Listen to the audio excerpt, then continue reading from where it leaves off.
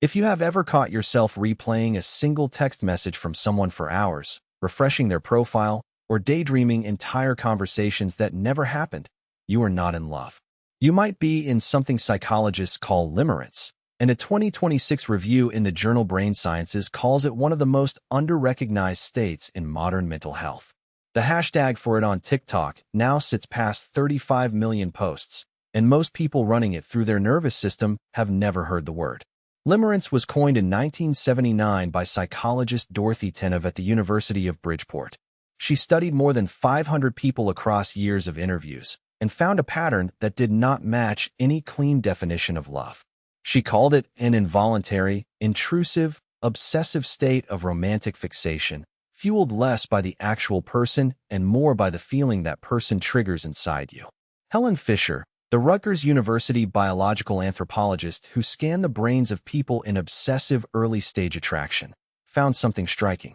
Limerence lights up the ventral tegmental area and the caudate nucleus, the same dopamine reward circuits that fired during cocaine use. Your brain is not falling in love. Your brain is locked into an addiction loop. That is why limerence feels like life itself. The hope, the fantasy, the high when they finally text back.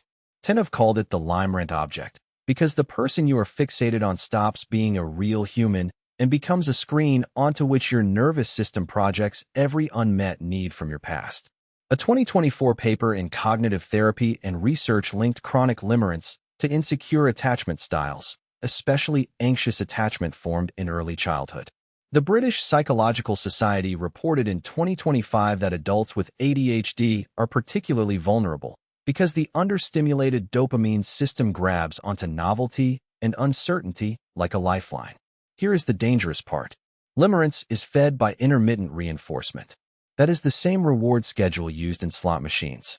When the person responds sometimes and ignores you other times, your brain releases more dopamine than if they consistently said yes. Uncertainty is the fuel. The neuroscience is unforgiving. The less available someone is, the harder you fall, and the harder it gets to think about anything else. So how do you actually break out of it? 3 tips, all backed by clinical research. 1. Name what is happening out loud. Researchers at the University of California, Los Angeles, led by Dr. Matthew Lieberman, have shown that putting feelings into precise words activates the right ventrolateral prefrontal cortex and reduces amygdala activity. The simple act of saying, "I am in limerence, not in love," shifts your brain from emotional reactivity into self-regulation. Stop calling it a soulmate connection. Call it what the science calls it, a dopamine-driven obsession. 2. Reduce the contact, not the feelings. Most people try to talk themselves out of limerence, and it never works, because the feelings are biochemical. What does work is removing the reinforcer. A 2024 paper from Cleveland Clinic on obsessive attraction recommends what therapists call no contact or low contact for at least 60 days, because the dopamine receptors that have been hijacked need time to recalibrate. Mute their stories.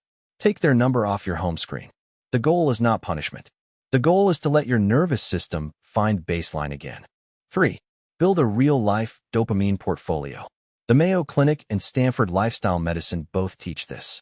When your only source of reward is one person, your brain goes monogamous on dopamine, and a single text from them becomes louder than your entire life. Replace that with what behavioral scientists call competing reinforcers. Daily exercise, sunlight in the first hour of waking, a creative project that produces visible progress, and at least 2 close human friendships you nurture every week. These are not distractions. They are the actual treatment. Limerence is not a character flaw, and it is not a sign you have found the one. It is a predictable response from a brain that learned to associate love with unpredictability, and it can be unwired. The 2026 American Psychological Association Practice Guidance now lists it under treatable obsessive emotional states, alongside ROCD and infatuation disorder. Therapists trained in attachment work and cognitive behavioral therapy are seeing real recovery in 12 to 16 weeks. If this video describes someone you know, or someone you have been staring at the ceiling thinking about tonight, send it to them. Subscribe for one science-backed psychology video every day, and leave a comment with the one tip you are going to try first. Your nervous system will thank you in about 60 days.